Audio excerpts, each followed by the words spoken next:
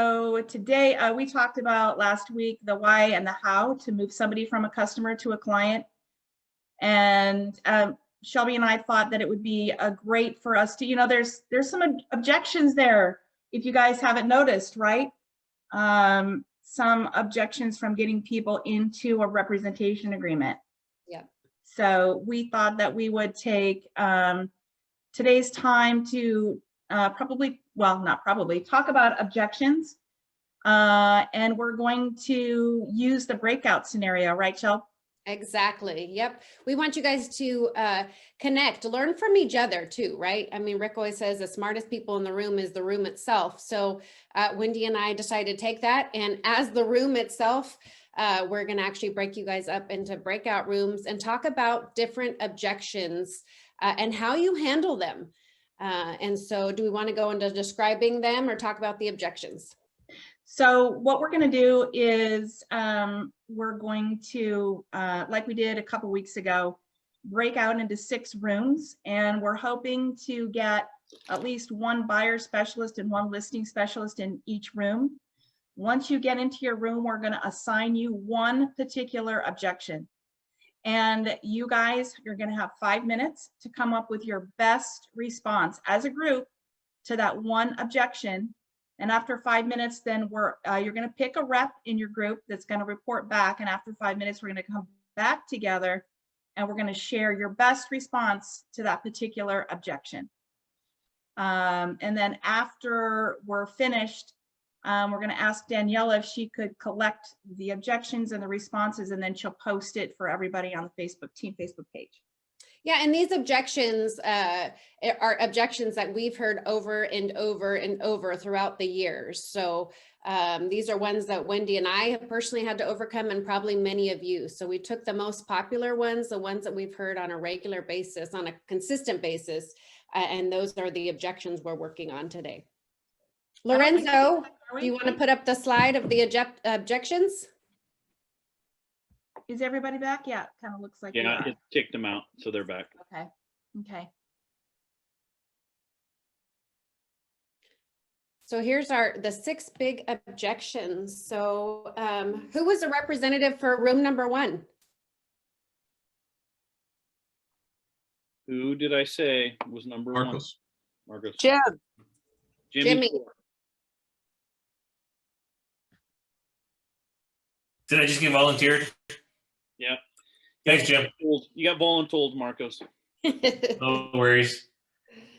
So our question was, I would like to sell, but I'm worried we will not find a replacement home. So we were disgusted that being empathetic with the situation, making sure that we understand what the seller's coming from, and letting them know the experience that we have as a team, and working together with a listing partner to get them into a house, preferably before it hits the market. And just also putting contingency on their home being sold. So this way they don't have to worry about, not having somewhere to live. So just be in their house contingent on finding a new property or another property. That was the best answer that we had. Awesome. So thank you, Marcos. When I, just to fill in, when I hear that objection, that is my opportunity to talk to the home sellers and tell them what their 3 options are when they are thinking about putting their home up for sale and transferring into another property. And one of those options is what you touched on, which is put your home on the market, find a buyer who's willing to wait for your seller to find a replacement property. That's one option. The second option is for them to put it on the market, close the transaction, but have a backup place to go live, like a parent or somebody. Most people don't like to pick that because they don't want to move in with somebody else. But that allows them to close the transaction and get their money.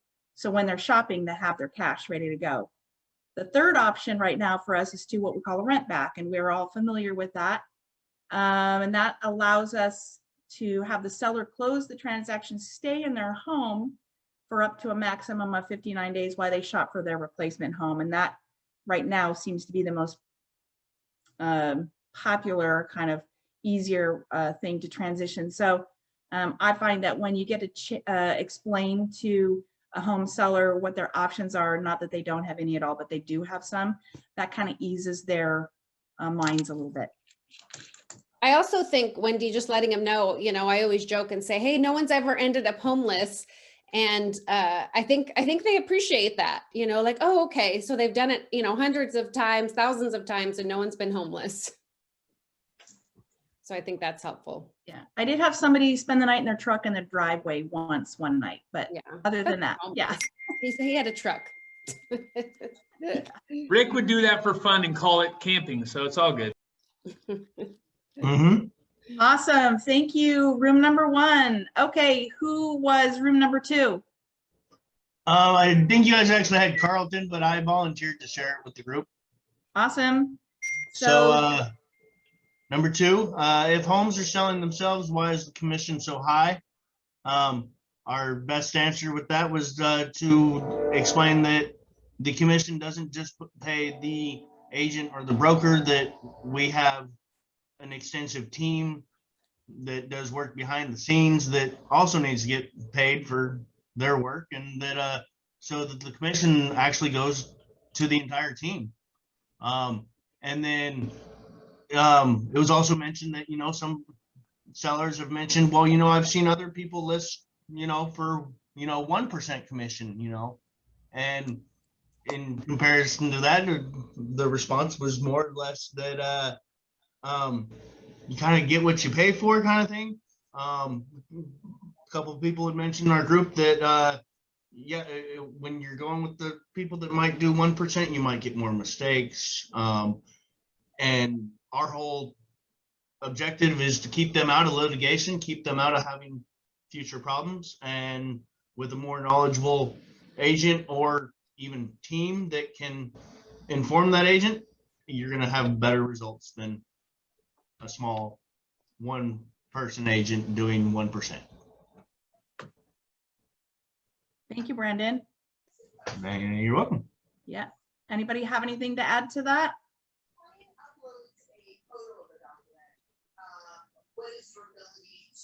I was going to mention one other thing that I know we all do is when we're presenting comps to potential sellers, that we're showing them the commission split that are normally going to the buyers if properties are either pending or sold, so they can see kind of where the trend of the market is at. So that also helps as well. Wendy, I have an additional comment on that. I was on a listing appointment with one of our team members to help secure the listing. We ended up getting the listing. The seller asked the exact same question. If they're selling so fast, why is your commission so high? And we reversed the question and asked them how important $50,000 is to you. Because on average, that's how much we were selling above the other agents in the marketplace and far beyond that of a for sale by owner. We have a stat that Christina's put together that you can share. They said $50,000 is a lot to us. And so that's why we charge so much, because we are going to be able to get you the highest possible price with the least amount of inconvenience in a reasonable amount of time. Perfect. Thank you. All right. All right, number 3. Mhm. Room number 3. That was Jordan. Yep. Okay, guys, as long as you can hear me. So the third objection was the bubble is going to burst. I will wait and buy when the home prices drop. All right, well, our response to that was basically a cost of waiting perspective, in that how much rent are you going to be paying while you're waiting, and what that could accumulate to in interest towards a mortgage, building equity. Also, interest rates might not be as low forever as well. So by the time you wait for the home prices to drop, the interest rates could go up and your payment's going to be higher than what you could have got. So those are the healthy, replies to that objection, I think. So it's all about, now and what my payment is and what I'm comfortable with, rather than to wait for some white unicorn that may never occur. I think Rick Very talked. true. Great job. Yeah, Rick. Yeah, great. Thank you. Rick talked a few weeks ago about the 8 reasons why I believe the market's not going to, the bubble's not going to burst. Like Joe just said, what bubble? This is not like it was 10 years ago. This is completely different. I don't feel like there is a burst that's going to happen. And I certainly don't think that prices are going to drop. So I think, you know, what you said, Jordan, about just the cost to wait versus and save maybe, or the loss to wait, right? Because if you wait, prices are still going up, interest rates are still going to rise. And so that is not going to offset. It's just not going to make financial sense. And I always tell people, sorry, Shelby, I just tell people, you know, you have to make a decision, sometimes not based on the market, but you have to make a decision on where your family is today and what you want to do. And you need to just jump in and take care of your family. And so that's my take. Shelby? Yeah, I mean, I can't tell you how many times people will call me and, you know, this is several years ago and they're like, they wanted to wait a year, right? And they're calling me like 2-3 years later and they're like, why didn't I buy back when prices were lower? And so the longer you wait, the more homes, you know, are increasing. And so they, you know, a lot of people who do wait, they wish that they would have purchased back then when they were originally looking. And in that meantime, that couple of years, they're gaining so much equity, so much return on their investment. Is Julie on the call today? She's not. Okay, shoot. Julie and I are working together with some buyer clients, and I worked with them probably 5 or 6 years ago. I got them into contract and they got scared and they canceled. And they cannot get back in. They are nearly priced out and they can't get back in. Then I have clients right now, we're getting ready to go on the market. They bought at the perfect time. And this is their opportunity to move up. And they've made 200,000+ probably in the last 3 or 4 years. So it's, you can see both sides, right? Absolutely. And then the other thing is the more that you get to hear these kind of stories, these are the kinds of stories and the experiences that you can share with your clients.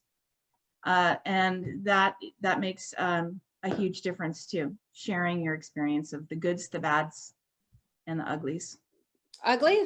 Nah, Yeah. never. So what about room number 4? Who's the spokesperson for number 4? Right, I got room number 4. And our objection was no other agent ever asked me to sign anything to work for them or work with them.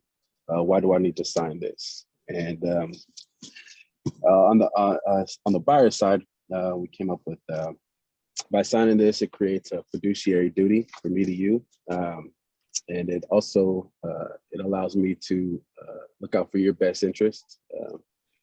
For example, going out and looking at homes, it allows me to give my opinion on defects that that the home might have, and to look out for their best interest, basically. And on the seller side, it means that I work for you so that you can focus on life stuff like enjoying your family, and then behind the scenes I could work to find a buyer for your home. So.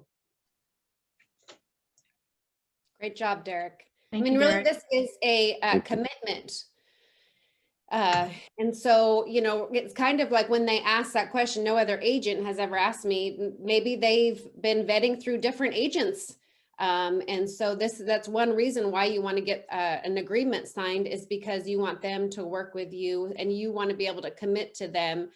You're taking time away from your family. And so you want to make sure that it's an actual client at that time that you are putting your time, energy, and effort into. Shelby, may I say something? Sure.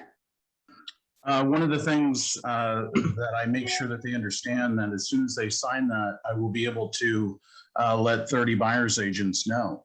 Mm-hmm. And they're going to be able to also talk with their clients and see if they might be interested in that area. And that will immediately happen once we sign that. And that, we're going to go through marketing, and we're going to, one of the other things I also key on too is that Rick had shared that he has so many people in his database, and I have some too. And I just tell him, so at some point we're going to be able to allow people to know from San Jose to Sacramento all about your home. And this is going to be prior, or right at the same time that it goes on the MLS, or maybe even prior. Might even be able to get you a preemptive offer on your home with one of our agents. And those are some of the things that I share when I get that. We even also said that we work hard for our clients, right? And so I said, hey, guys, if you want to work with number 2 or below, go ahead and do what everyone else is doing. But when it comes to us, we use this because we work hard for our clients, and it's proven itself out with our sales and our reviews. And so it's also a thing that I think does differentiate us for people to realize that's why we are number 1, because we work for our clients. We don't just show a bunch of people around and hope that they pick us. So Danielle Brode used what you said. I have seen her use this multiple times, and I've used it when you describe to them that who has the contract if you're not in contract, and then you can say, well, the other person to make me, maybe they're not knowledgeable enough about how it really works, but that's part of our responsibility to keep you out of trouble, yada yada. It's worked every time that I've seen it when you tell them that, and it's such an aha, and it's I don't think most agents know that. So Can I say something? As far as so being fresh in all my studies, going for the test, it's kind of a wordplay in our studies, but typically there's a listing agreement. So on the buyer's side, if the buyers don't sign a buyer's representation agreement, technically in the wording of the real estate law is that the fiduciary duty is to the selling property because there's a listing agreement. So if there's not a buyer's agreement in place, technically as a buyer's agent, I cannot, point things out in your best interest because I have to revert back to the contract that is signed with the listing agreement. So technically we can't point anything out. We can't, give them any suggestions or anything because we have to protect the fiduciary duty to the seller unless that agreement is signed. And that was something I had discussed with Danielle Broden when I was getting ready to take my test, and she was like, that's actually a very good, kind of probably more of a last effort, because all these other things that we say about our company are a lot more positive. But yeah, this is a last ditch effort that somebody doesn't want to sign a buyer's. That's the technical that I understand. Sure. And I think, all in all, it's about giving them also an experience they're excited to tell a friend about. And so in order to do that, we really do need to have their best interest in mind. And this is us committing to that. So absolutely. So true. What about number 5, room number 5? Who's the spokesperson there? That was me, it's Jesus. And for us, so what if I'm not in a hurry to buy? Why do I need to sign this? And I do feel now it kind of piggybacks to 4. But what I put is, we're in a hot real estate market where homes are typically on the market for less than 10 days.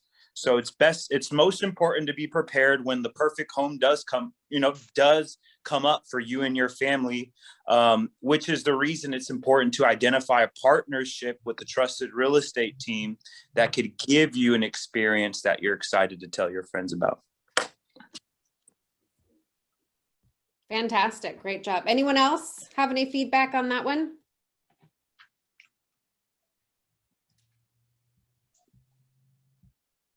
Awesome. Last one, number 6.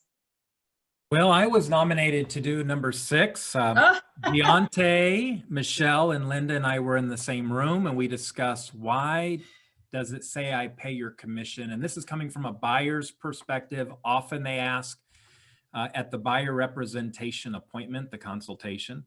And so what we discussed is that in any type of objection handling, there's generally a track that we like to follow. And the track is we reiterate the question, we provide empathy, we respond, and then we confirm. And those are the 4 steps that we take. So it might sound something like this. What I hear you say is that you're concerned about whether you pay the real estate commission or not. Do I understand that right? That would be the step of reiterating the question. Empathy might sound something like this. I certainly understand if I was buying my first home and I didn't know how everything worked, I'd want to know if I was obligated to pay a commission. Totally get it. Then we'd respond with something along the lines of, you know, every home that's on the multiple listing is required to provide a buyer's agent a real estate commission to represent you exclusively. Those are the homes that are populated to Zillow, Realtor.com, Redfin, Movoto, Trulia, and all the other websites that are out there. And so generally speaking, the buyer doesn't pay the real estate commission. It's the seller that pays the real estate commission for you to have a buyer that represents your exclusive best interest. And then we'd confirm. Does that sound reasonable to you? That would be how we would handle that objection. Thank you, Rick. That was okay. It was decent. Okay. So Lorenzo, do you have that slide that Rick talked about? The track. There it is. Yay. That's So- just for you, just for Yeah. you. It was perfect. So again, that's kind of what Rick was talking about. Take a snapshot of that. And so that way, you know, when you get objections, this are the best way to handle it. Empathy, clarification, a response, ask or repeat a question. And Brian, back to you. Awesome. I got a couple more announcements, and then Rick is going to close us out with making the market windy. You came up with a couple weeks ago in our meeting that you were missing feeling, touching, seeing, hugging, hanging out with our peeps. What's your solution? So we're having a picnic, you guys. Based on your search, just do all. And our picnic is going to be in place of our team meeting on April 27th. So yay. So we have a group of people who was working on that on your behalf. If you were here about a year and a half ago, we had an awesome picnic at Heather Farms in Walnut Creek. So we are working to put that together. Again, similar, not the same, you know, COVID, whatever, sensitive compliant.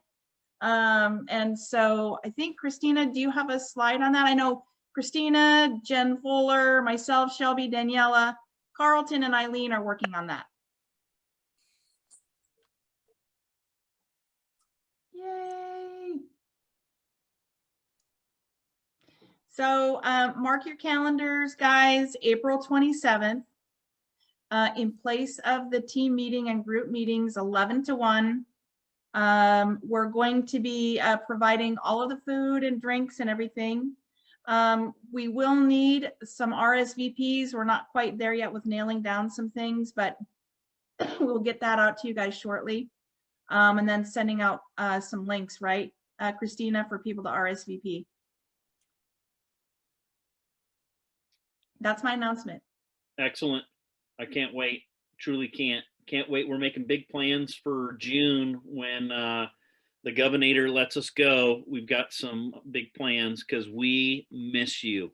Mm-hmm. So not that Zoom's not great, but I've actually stopped watching, you know, Dynasty and some of the other nighttime soap operas because I get to watch all you guys all day long on the screen here. So I'm looking forward to some real life scenarios. For sure. Christina, I know you have something, infographics. That's what I know. What do you got? Well, if you're not listening to our podcasts, you should, because Rick Fuller's so awesome that I find myself quoting him myself. And he's coming to do my listing agreement on Thursday. So, hey, Brian, do I throw him a lot of curveballs or what?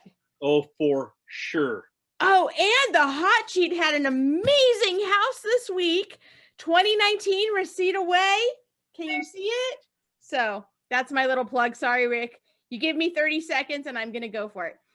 Okay. So we have some great resources for you. Rick had this brilliant idea. He has a lot of brilliant ideas, but two of them that I'm going to highlight today our California Great Migration and our Rick's Pros. And so to help you promote it, we've created resources. We talked about it on this past Friday at the podcast.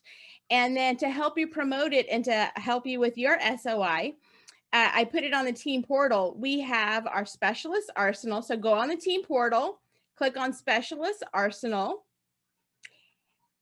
And when you scroll down, you'll see that as we create more things, more resources for you to use, this is going to grow. So always check in on that. But right here, we have Rick's Pros and infographic to email to your SOI. So if somebody's saying, hey, I really want to move out of California, that's our Rick's Pros. And so you can, there you go. There's Rick Fuller. Good thing he's good looking, because if I had to do Brian's pictures all the time, it'd be a game changer. So we have Rick's Pros. We have 113 agents across the country who are ready and willing to serve your clients. So if somebody wants to move to Florida, you go on Rick's Pros, click on Florida. Most of them have about 5 agents that they can look through. They connect with us, and then we will give the information to you. They have a place to put your name, so that way you'll get that lead. But it says how to plan for this transition. So here's a little checklist that they can go through. And then also this connects them to the website. And then we also have the Great Migration. And so this is for anyone who wants to move from the Bay Area, or where we're at, up to the greater Sacramento area. This includes Rockland, Roseville, El Dorado Hills, Folsom, Elk Grove. Did I say that already? But this has the same thing, the checklist, and then they can click on the California Great Migration. This will take them to our website, and the other one also takes them to the Rick's Pros website. And then they can download our free ebook. And that talks about neighborhoods, schools, and everything that they need. So if you want to, you can just shoot your SOI an email saying, are you considering moving out of state? And then you can link that infographic. Or are you considering moving to the greater Sacramento area? And they have that resource, because obviously there's a huge transition going on. We want to capitalize on this. We want to make money off of this. We want to help serve families. And so this is a great way for you to connect with your SOI. So last week, LG, can you help me with my slide? Last week, I showed you 2 ways that you can make the market. These are properties that are not available on the MLS, and you can go and make the market. And why are we doing that? Well, the United States, not just you in California, is down 48.7% in inventory. Actually, California has more homes available than a lot of other states. Look at Texas, down 52%. Look at Oklahoma, 54%. Jump to Utah, 68%. 68% down in inventory in Idaho, or Oregon at 58%. Look at the Tennessee, where we're going to be traveling in October, down nearly 60% in inventory. California is down 40%. So we got to make the market. This is not just relevant for you and I, it's relevant across our country, that every single community does not have enough homes for sale to meet the demand. And those who are skill-based and make the market will survive this market, and they will go from what we called in the very beginning, from survive, pivot to thrive in the market to come. So hang in there. Today, I want to tell you a couple of ways that you can make the market. And I think I'm going to scale it back to 1. LG, scroll down if you would, please. So last week, I gave you the neighborhood buyer letter. By the way, this is all available for you at Make Your Own Market on our website. LG, if you can take that link later on and drop it into the Facebook group page so it's easy to find, that would be very, very helpful. Last week, I told you about the neighborhood buyer. That letter, you click on that icon, you already have a letter that's pre-drafted. Drop your name of your buyer, the community, sign your name, put your DRE number, and send it out to people in the community. When you have a buyer that likes a particular neighborhood or a particular architectural style or floor plan or a home with a pool or ADU or casitas, that letter works. Last week, I also gave you offer not accepted. By show of hands, how many people here wrote an offer that didn't get accepted? Okay. If you're a buyer specialist, you probably have both hands up, right? This letter goes to 45 homeowners, 10 to the left, 10 to the right, and 25 across that home that you made an offer in, and you can get the offer accepted. Take this letter, stick it in their door jamb. Okay, you can print it off at the office, and it simply says, homeowner, you know that your neighbor's home is very competitive. They received multiple offers. Unfortunately, the seller can only accept one. I've got a buyer who wants to buy a home in your community. Have you thought about selling? What an easy letter. And you have all the credibility because you're working with that buyer in your market. Today, I want to give you a third letter that you can use. Each of these icons are dynamic. Click on them. The letter is already there. This one is called the recent sale impacted your value. How do we assess value in real estate? Isn't it based on the comparable sales? Isn't it based on the homes that have sold or go pending or are active in the market? Of course it is. So every time that happens in a neighborhood, it affects each and every homeowner's value. What we know is that homeowners want to know the value of their property. This is an easy conversation starter. It sounds, the letter will read something like this. When you click on it, you'll read it, you can download it. It's in our letterhead. Everything's ready to go. And it sounds like that, like this. Neighbor, homeowner, one of the homes in your community have recently come on the market, gone pending or sold. And we identify what property that is. And this has impacted the value of your home. If you would like to know your current home value, contact me today. Super simple. And you say, well, Rick, I'm a buyer specialist. You need sellers. Well, Rick, I'm a listing specialist. You need sellers. You're a concierge. We need sellers. Everybody's in the business of listing and selling property. That's the business that we're in today. Whether you do that for one buyer that you're working with and you make that market for that boomerang buyer that lost their home 5 years ago and they're now back in the market, the first-time home buyer, the move-up buyer, the empty nester buyer, whether you're making the market for them or whether you just show up with a listing specialist and you have a partnership agreement with them, you're making the market. It's an opportunity to benefit everyone, including that homeowner that needs to sell their property. This letter, the recent sale impacted your value. This was a popular Facebook post that we did for probably a good 5 years. We would take one of our listings that sold. I would simply drop a pin on that community. I'd circle that neighborhood and we would say, this home the sale of this home has impacted the value of your home. Click here to get your home value report. Super easy to do. You can do it in a variety of platforms, whether it's email or stick it in their door or have a conversation or post it on social media. If you do share it, it's got to be a sold property. It cannot be an active or pending unless it's our inventory. Does that make sense? You can't do an active or a pending of another brokerage. But you can do a sold of another brokerage, just don't imply that you sold it. This is a way you can touch every homeowner within every market and letting them know that their value has changed. Next week, I'm going to jump into my favorite of all of these strategies. And it's going to be how you use Zillow and share with the homeowner how the Zestimate is inaccurate based on the market and how you can provide them an accurate opinion of value.